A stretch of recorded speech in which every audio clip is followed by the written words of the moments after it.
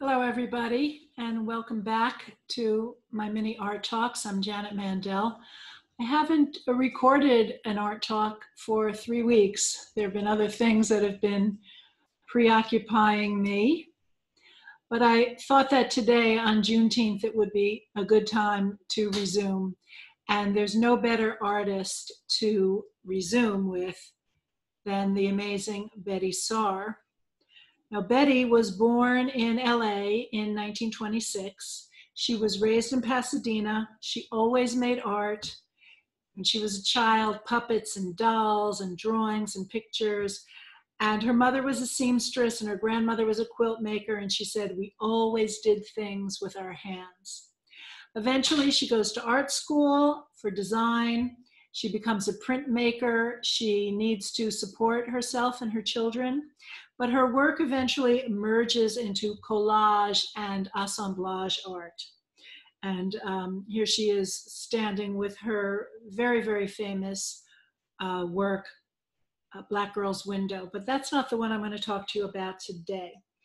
Her work addresses issues of race and gender and spirituality and also social justice. She's sort of having a moment right now. Here's a picture of her more as she looks now. She's still alive. She's 94 years old. And she's having exhibitions all over the country. Before the stay-at-home orders, I saw an exhibition of her work at the New York Historical Society. And then when MoMA reopened in its new iteration, they had a big exhibition of her work. And I understand that very soon the Morgan Library is going to be having an exhibition of her work. So Betty is kind of having a moment finally at 94. Anyway, the art, I'm going to show you two pieces today. This is the first, A Loss of Innocence from 1998. Now, if you look at this, this suggests a family memento of a very sacred and religious event. We see this absolutely beautiful christening gown here, and it's hanging from the ceiling, and it kind of hovers over the scene like an otherworldly spirit. And it's suspended over a very small whitewashed wooden chair. Here's a little bit of a magnification of it. And on that chair rests a vintage photo of an unsmiling Black child in a similar christening gown. But look at these shadows.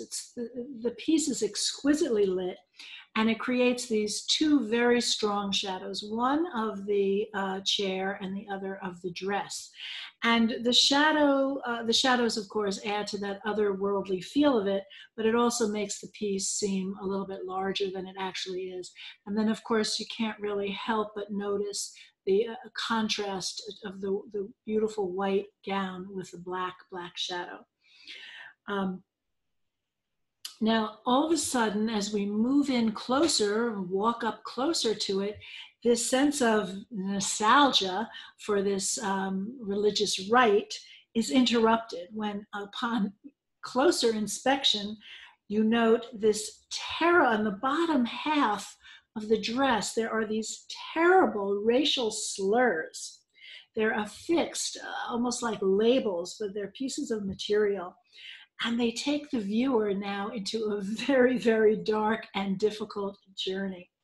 So we have this very delicate piece, and it completely catches us off guard. It's speaking about the intersection of racism and religion. After all, the good Christians of the KKK, what did they burn? They burned crosses.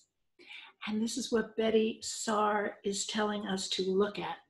She was a pioneer in the appropriation and the use of everyday imagery and text to make us think. And that's what this piece does. It's very nuanced, but the deeper you go into it, of course, the more powerful that it is. Now, the second piece by Betty I wanted to show you is I'll Bend, But I Will Not Break from 1998. And what she has set up here is a vintage weather-beaten wooden ironing board. And sitting on it is a rusted late 19th century pressing iron. Let's get a little bit closer in there to see it. And shackled onto that iron It's not the electrical cord that we would see today, but there's a chain. It is shackled to the ironing board with a chain. And then behind it is this very pristine, move myself out of the way here, very pristine white sheet.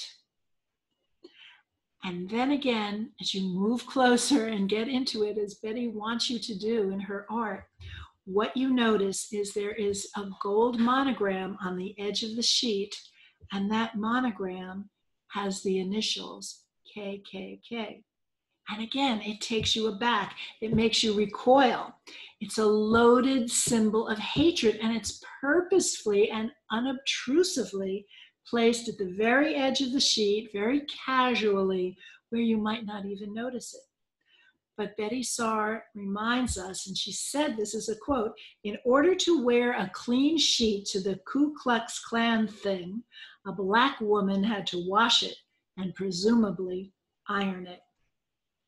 So overlaid very delicately on the wood ironing board, and now this is a view of it looking down on it, we see a stenciled image. At first you think that perhaps it's just an abstraction or a pattern, but when you really look at it, you can discern that it is that this is a slave ship.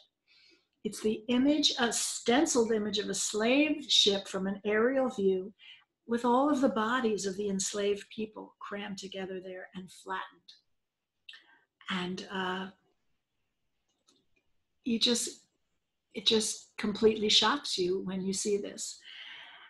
And Betye Saar's ironic take on these everyday objects, an ironing board, an iron, a sheet, etc., they're made into political art. That's what she does.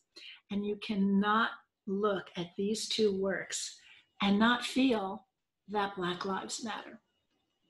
So that's my special edition of Art Talks for Juneteenth. I want to remind everybody that if they're on Facebook, they can join my Facebook page, Janet Mandel Art Talks, my Art Talks page, where I post things that I think are interesting that are coming up. And then also I have a YouTube channel where I post these mini Art Talks, and I would appreciate it if you would subscribe. I'm also on Instagram, Art Talks with Janet. And then I do have a website. And if you go to the website and click on the schedule tab, my longer art talks that I've been doing for libraries and adult schools and other venues like that online, the schedule is there, and perhaps you can join me for those. So thank you very much for coming, and I hope that I'm motivated to do some more of these soon.